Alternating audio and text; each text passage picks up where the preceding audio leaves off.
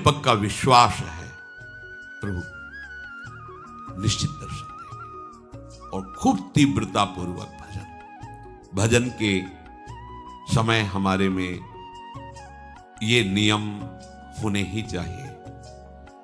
प्रभु में अटल विश्वास, भजन में दृढ़ता।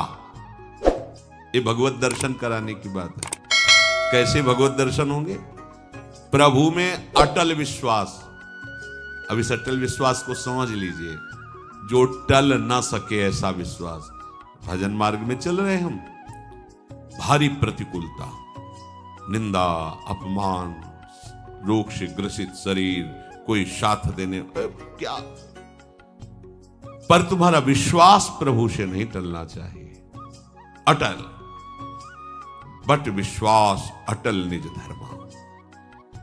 अटल विश्वास को बरगद के पेड़ की उपमा से कह रहे हैं कि कैसा, जैसे बरगद का पेड़ है तो थोड़ी इधर जड़ कमजोर हुई तो डाल से जड़ निकल कर लग गई, हिलने नहीं देगी, बड़ा भारी दूर तक उसकी डालें फैल गई, जगह जगह जड़।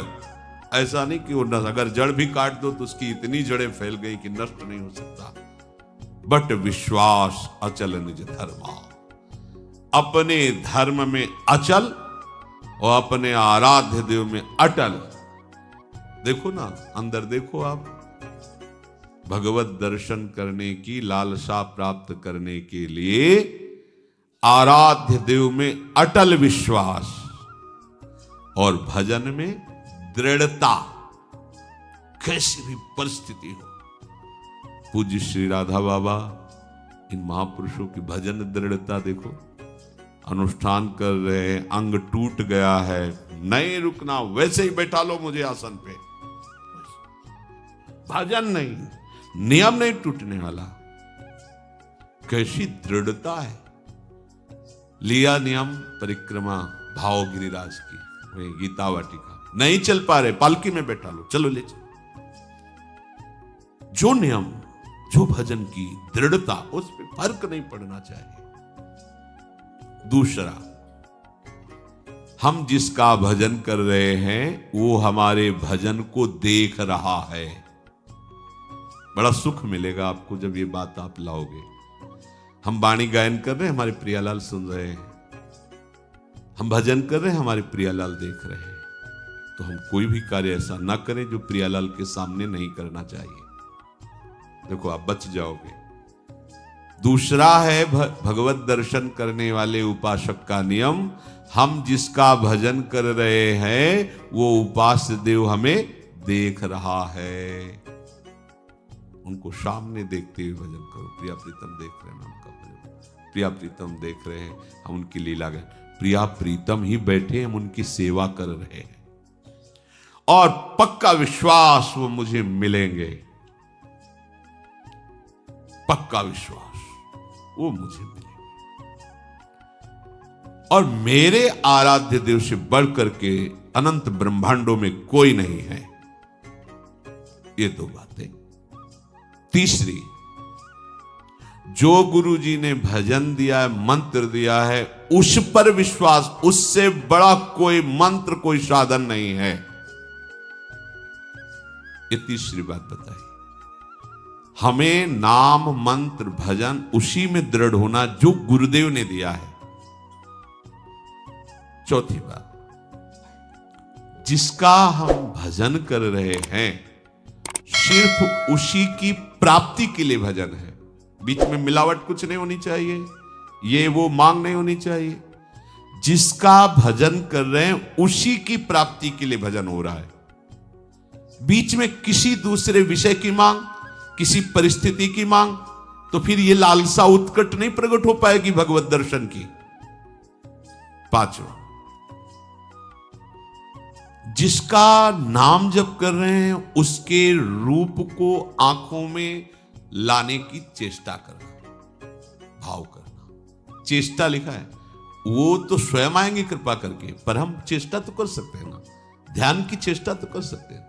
कैसे राधा वल्लभ लाल जू, कैसे बिहारी जू, हम इन्हीं की ध्यान। यही है प्रिया प्रीतम का मिलित स्वरूप, जब प्रकाशित करेंगे तो कोटि कोटि काम लावण्य बिहारी यही है, ये अपना रूप प्रकाशित कर देंगे। मन से उनके रूप का चिंतन, वाणी के द्वारा गुरु प्रदत्त नाम मंत्र का जप, ये दोनों साथ चलने चाहिए। छठा, प्रभु के भजन करते हुए किसी दूसरे उपासना के उपासक, किसी दूसरे मार्ग के भजनानंदी की अवज्ञा, निंदा, हे भाव, तिरस्कार भाव, ये बिल्कुल नहीं होना चाहिए कि हम तो सर्वोपरि निकुंज उपासक हैं, ये तो क्या गए। आपके अंदर उत्कट लालसा नहीं जगेगी। ये बहुत सूक्ष्म बात है। किसी भी उपासक की, किसी भी संप्रदाय की, किसी भी उपासना की निंदा नहीं, अवज्ञा नहीं, तिरस्कार नहीं। हम जो प्रभु का नाम ले रहे हैं, उन्हीं के सब नाम हैं, उन्हीं की सब उपासना, सबको प्रणाम। हमको अपनी उपासना सर्वोपर मान करके करना है, पर दूसरे का अपमान, दूसरे की निंदा, दूसरे का तिरस्कार, दूसरे को लघु समझना, ये नहीं। अपने इष्ट में आसक्त होना, दूसरे का विरोध ना करना, इससे आपके हृदय में उत्कृष्ट लालसा का जागरण हो जाएगा। खास बात, उत्कृष्ट लालसा के लिए एक दुर्बलता का त्याग करना होता है। यह हर उपासक के हृदय में होती, किसी एक की बात नहीं।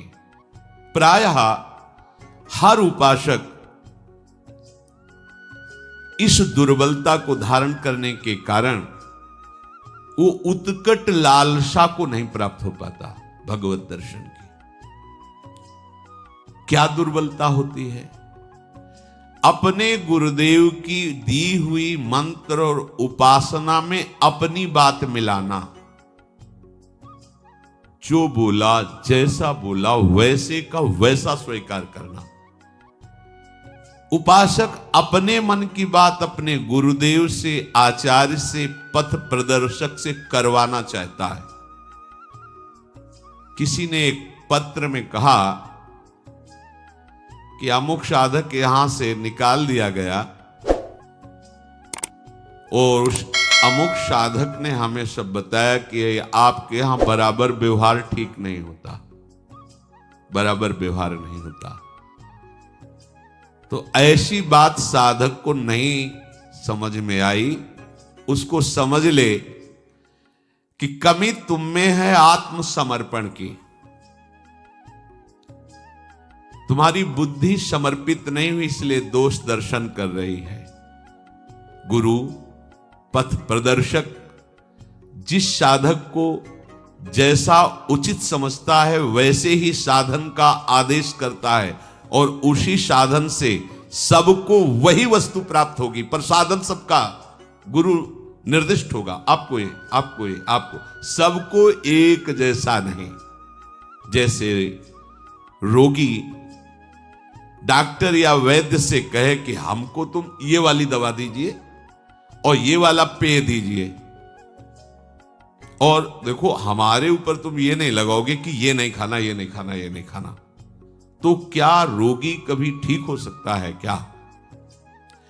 उसी प्रकार शिष्य साधन सत्य मार्ग में चलने वाले उपासक को गुरु उसके स्वभाव को, उसकी स्थिति को देखकर उसके लिए मार्ग निर्देश करता है।